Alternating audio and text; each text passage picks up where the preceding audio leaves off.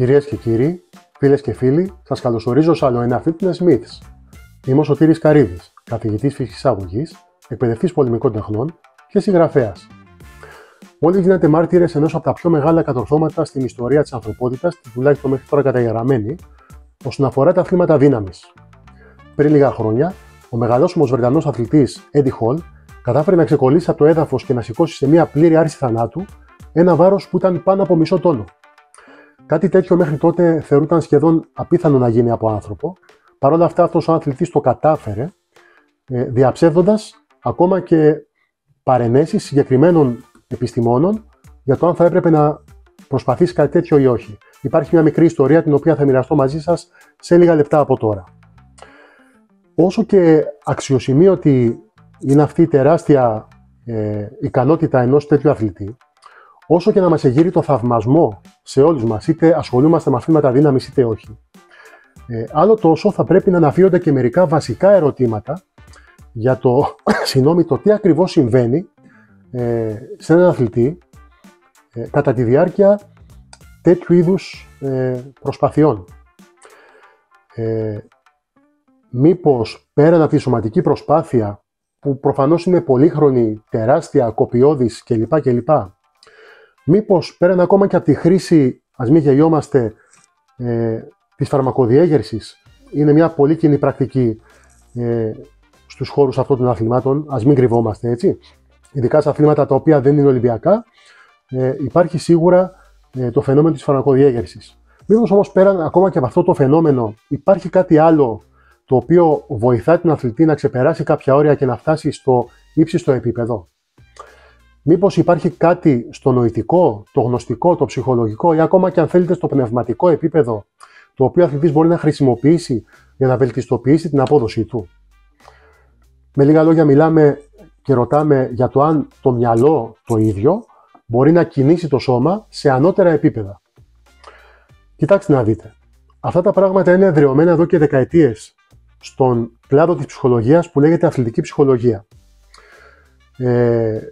Χωρίς να θέλω να γίνω πάρα πολύ τεχνικός, θα συναφέρω απλά μερικά πράγματα για τον τρόπο που λειτουργεί το σώμα μας σε σχέση με το νου και από εκεί και πέρα θα βγάλουμε τα συμπεράσματά μας.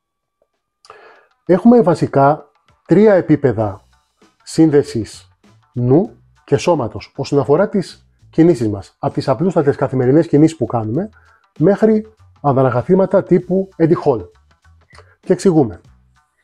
Στο πρώτο επίπεδο έχουμε την έννοια της πρόθεσης. Αν δεν υπάρχει πρόθεση για κίνηση, προφανώς δεν υπάρχει και κίνηση. Εκτός και αν μιλάμε για αντανακλαστικές κινήσεις, απρόθετες κινήσεις που και αυτές έχουν ένα μικρό μερίδιο στην καθημερινότητά μας, έτσι. Όμως πρέπει να υπάρχει πάντα μια πρόθεση. Αν εγώ θέλω να σηκωθώ από την καρέκλα μου, πρέπει να έχω την πρόθεση να σηκωθώ και από εκεί και πέρα να εκτελέσω κάποιες συγκεκριμένες κινήσεις. Σε ένα δεύτερο επίπεδο πρέπει να υπάρχει βούληση. Εδώ πλέον είναι κάτι που οι αθλητές το ξέρουν πάρα πολύ καλά. Όσο πιο δύσκολο γίνεται η κίνηση, όσο πιο απαιτητική είναι η άσκηση, όσο πιο δύσκολο είναι το έργο το οποίο έχει να αντιμετωπίσει μπροστά του κάποιος αθλητής, τόσο πιο μεγάλη πρέπει να είναι και η βούλησή του για να τα καταφέρει. Αν έχω ένα τεράστιο φορτίο μπροστά μου να αντιμετωπίσω και πρέπει να το σηκώσω ένα ρασέ, ένα ζετέ, ας πούμε, σε έναν Ολυμπιακό παλμό, πρέπει να έχω πραγματικά μια εσωτερική βούληση τεράστια, να ξεπεράσω τα εμπόδια που δημιουργούνται μπροστά μου και να καταφέρω να φέρω εις πέρα στην κίνηση. Αν έχω επίσης ένα μαραθώνιο μπροστά μου, έτσι. Δεν μπορεί να υπάρξει μαραθωνοδρόμος χωρίς να έχει μια ισχυρή βούληση. Σίγουρα θα σου χτυπήσει κάποια στιγμή την πόρτα η κόπωση και εκεί θα πρέπει να ανταπεξέλθεις και αυτό ξεκινάει πάντα έτσι, εσωτερικά. Πρέπει να έχεις αυτή την ψυχογενή αρετή, τη βούληση, για να καταφέρεις να ξεπεράσεις τα εμπόδια που σου προβάλλει το ίδιο στο σώμα και το μυαλό σου και να καταφέρεις το στόχο σου να τερματίσεις κλπ. Σε ένα τρίτο επίπεδο, οι αθλητές με τη βοήθεια των ψυχολόγων ξέρουν πάρα πολύ καλά ότι λειτουργεί απίστευτα στον τομέα των ψυχογενών παρεμβάσεων ο οραματισμός. Εδώ έχουμε να κάνουμε με δεδομένα που ξεκινάνε από δεκαετίες πίσω.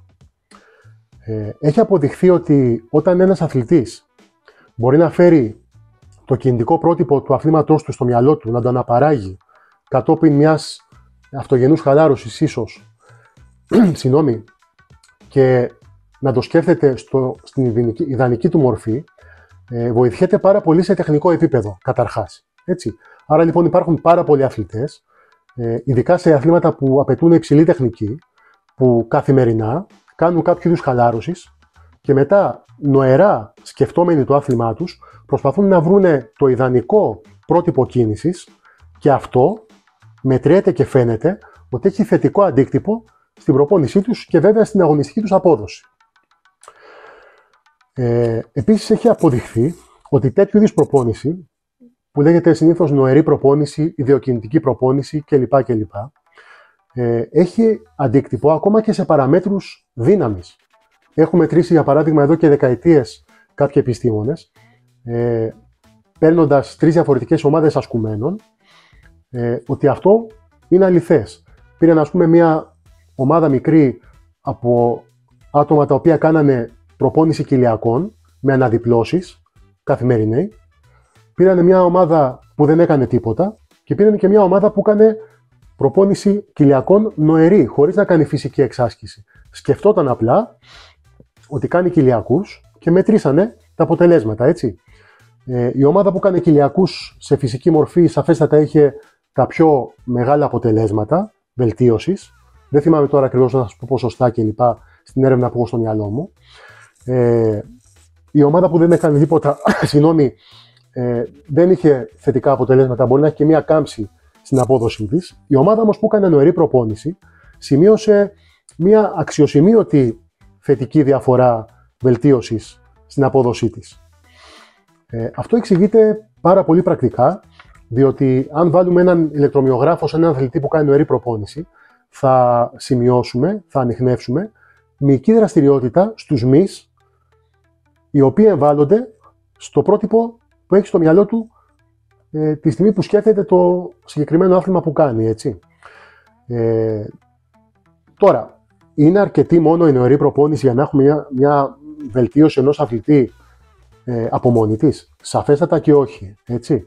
Εδώ μιλάμε ότι είναι ένα εργαλείο το οποίο απλά μπορεί να μεγιστοποιήσει την απόδοση ενός αθλητή ήδη προπονημένου, ήδη φτασμένου στα όρια του και από εκεί και πέρα να κάνει τη διαφορά πραγματικά. Στον τομέα των ψυχογενών παρεμβάσεων θα πρέπει να προσθέσουμε και έναν οραματισμό διαφορετικού είδους. Έναν οραματισμό ο οποίος δεν έχει σχέση με την αναπαράσταση του αθλήματος στο μυαλό του αθλητή, αλλά με κάτι διαφορετικό. Να λοιπόν η ιστορία που σας υποσχέθηκα προηγουμένως. Πριν κάνει αυτό το ανδραγάθημα ο αθλητής Eddie Hall, είχε μιλήσει με κάποιον επιστήμονα, κάποιον γιατρό, ο οποίος τον συμβούλεψε να μην προσπαθήσει να κάνει κάτι τέτοιο, γιατί ήταν πάρα πολύ επικίνδυνο και επίσης ήταν ανέφικτο. Του είχε πει όμως κάτι συγκεκριμένο. Μπορείς να το κάνεις μόνο εάν έρθει στην κατάσταση που έρχεται μία μητέρα η οποία βλέπει το παιδί της κάτω από τις ρόδες ενός αυτοκινήτου και βρίσκει τη δύναμη να πάει και να σηκώσει το αυτοκίνητο ούτως ώστε να βγει το παιδί της από κάτω. Ο Eddie Hall το κράτησε αυτό και κυρίες και κύριοι έκανε ακριβώς αυτό. Τη στιγμή που σήκωνε την μπάρα ήταν ο πατέρας ο οποίος νοερά σκεφτόταν τα παιδιά του κάτω από ένα φορτηγό το οποίο έπρεπε να σηκώσει με όλο το σώμα για να τα σώσει.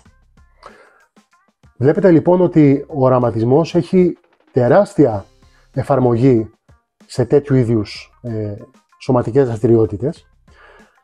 Υπάρχει πάρα πολύ μεγάλη σύνδεση μεταξύ νου και σώματος.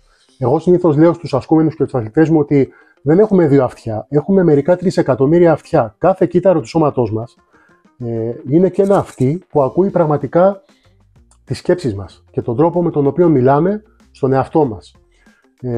Αυτό είναι κάτι που το ξέρουν πάρα πολύ καλά αθλητές υψηλού επίπεδου. Γι' αυτό και οραματίζονται συνήθως υπερρεαλιστικά πάρα πολλές φορές στη διάρκεια της ημέρας και έτσι αποκτούν μια ικανότητα η οποία άπτεται σχεδόν του εξωπραγματικού. Το δεύτερο ερώτημα που πρέπει να αναλύσουμε θα είναι το εξής όμως. αυτή η δύναμη, αυτή η ικανότητα, αυτές οι τεχνικές είναι προσβάσιμες μόνο σε αυτούς τους αθλητές υψηλού επίπεδου? Η απάντησή μου είναι σαφέστατα και όχι. Ο καθένας έχει αυτές τις ικανότητες, εφόσον βέβαια τις καλλιεργήσει, και έχει την ικανότητα να ανασύρει τεράστιες ψυχικές δυνάμεις από μέσα του, με λίγη προσπάθεια και λίγη εκπαίδευση. Σαφέστατα, αν κάνω κάτι τέτοιο, εγώ δεν θα μπορώ να σηκώσω ένα τόνο που σηκώνω κάθε Eddie Hall. Αυτό είναι, εννοείται, αυτονόητο. Αλλά σε ένα γνωστικό πεδίο σωματικής δραστηριότητας, στο οποίο είμαι ικανός, μπορεί να γίνω ικανότερος με τη βοήθεια αυτού του είδους του οραματισμού. Εδώ λοιπόν, για να κλείσουμε και να μην μιλάμε μόνο θεωρητικά, θα ήθελα να σας κάνω σε εισαγωγικά ένα μικρό δώρο και να κάνετε μαζί μου ένα πείραμα που απαιτεί την σωματική σας συμμετοχή και θα μας πάρει 2-3 λεπτάκια για να αποδείξουμε του λόγου το αληθές. Θα ήθελα λοιπόν, αν συμφωνείτε κι εσείς, να έχετε τουλάχιστον ακουστική επαφή με τα λεγόμενά μου, να σηκωθείτε από την καρέκλα σας αν κάθεστε και να έρθετε σε έναν χώρο σε όρθια θέση, ο οποίος να είναι καθαρός δεξιά και αριστερά από αντικείμενα. Έτσι. Δεν θα είναι καθόλου κουραστικό αυτό που θα κάνουμε. Απλά θα προσπαθήσουμε να δούμε αν μπορούμε να επηρεάσουμε το σώμα μας μόνο με τη σκέψη μας. Πάμε λοιπόν, να σας δώσω λίγο χρόνο να οργανωθείτε, ούτως ώστε να σηκωθείτε, να έρθετε σε μια όρθια θέση και να βάλετε τα πόδια σας σε μια στήριξη διάστασης. Πολύ απλά, στο άνοιγμα των ώμων σας, τα πέλματα πατάνε κάτω, τα πόδια είναι τεντωμένα και θα ξεκινήσουμε από εκεί. Για τα επόμενα λεπτά θα ήθελα αυτή η θέση σας να μην αλλάξει καθόλου. Η στήριξη αυτή που έχετε να παραμείνει έτσι μέχρι το πέρας του πειράματος. Ξεκινάμε λοιπόν. Θα ήθελα να φέρετε το δεξί σας χέρι μπροστά από τον ώμο σας, δείχνοντας με το δάχτυλο το δίχτυ μπροστά σας και να αρχίσετε να περιστρέφεστε προς τα δεξιά σας, με το βλέμμα να πηγαίνει και αυτό προς τα δεξιά και να φτάσετε όσο πιο μακριά μπορείτε, με τα πόδια σας τεντωμένα, τα γόνατα τεντωμένα και να φτάσετε τέρμα δεξιά. Θα ήθελα στο χώρο που βρίσκεστε να καταγράψετε στο μνημονικό σας το σημείο το οποίο δείχνει το δεξί σας δάχτυλο, ο δεξί σας δείχτης. Μπορεί να είναι ένα συγκεκριμένο σημείο στον τοίχο, μια φωτογραφία, ένα πλακάκι, ένας καθρέφτης. Πρέπει να το κρατήσετε αυτό. Αυτό είναι το μέγιστο σημείο που μπορείτε να φτάσετε πιο δεξιά. Δεν μπορεί να πάτε πιο δεξιά. Έτσι. Πάρα πολύ ωραία. Γυρίστε πάλι στην αρχική σας θέση. Τα πόδια παραμένουν, υπενθυμίζω, ακίνητα. Πάμε τώρα να παρέμβουμε λίγο με μια βασική αναπνοή χαλάρωσης στο σύστημά μας. Προσπαθήστε να ακούτε τη φωνή μου συνεχώς και να καθοδηγήσετε από αυτήν. Αν θέλετε, κλείστε τα μάτια σας. Ξεκινήστε με μια αργή εισπνοή από τη μύτη. Εκπνοή από το στόμα. Εισπνοή. Εκπνοή. Συνεχίστε έτσι για μερικούς κύκλους αναπνευστικούς. Χαλαρώστε το σώμα σας. Αναπνεύστε ήρεμα, αργά και αθόρυβα.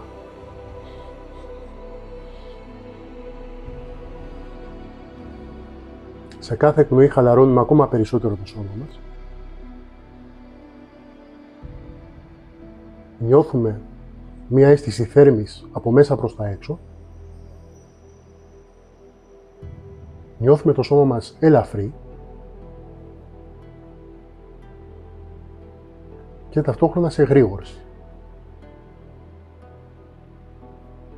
Συνεχίστε τις αργές αναπνοές. Μπορείτε να εκπνέετε και από μύτη και αρχίστε να φαντάζεστε το σώμα σας λίγο διαφορετικό από ό,τι το γνωρίζετε.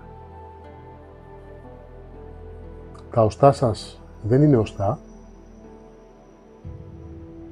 αλλά ελάσματα με τεράστια ικανότητα ευκαμψίας.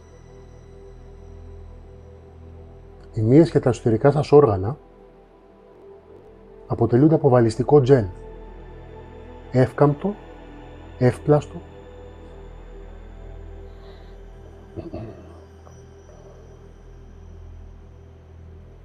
οι σύνδεσμοί σας είναι κατασκευασμένοι από καουτσούκ με τεράστια εκτατικότητα.